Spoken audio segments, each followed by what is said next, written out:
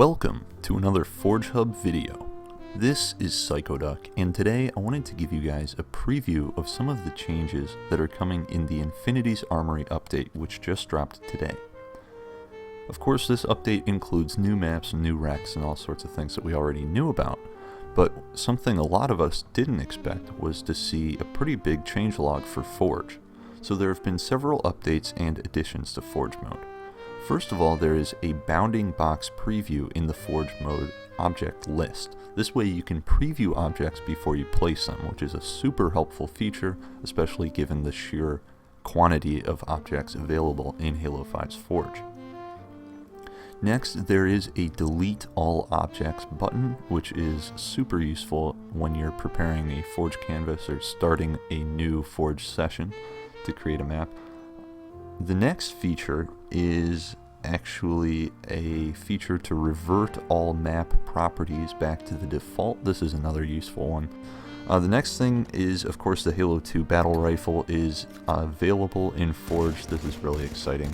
It's, of course, just a classic, so that's really cool. There are gravity volumes in Forge now, both visible and invisible, so those are fun. There are also several additions to the rings category. So there are 16-foot rings for 48, 64, 80, and 96-foot radii.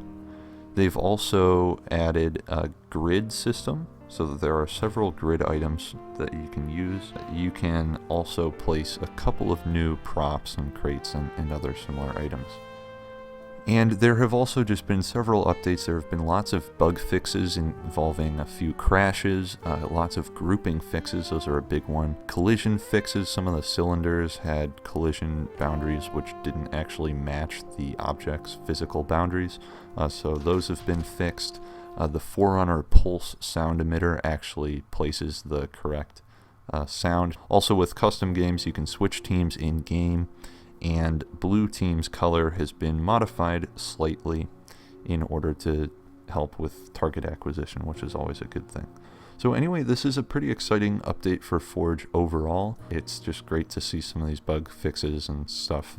This is, again, really an example of what we can expect from Forge in the future. This is already the first time in Forge's history where we've seen patch notes this large for Forge at any point, and this is really just the beginning for that. So Forge is definitely still evolving, still improving, and that's really exciting.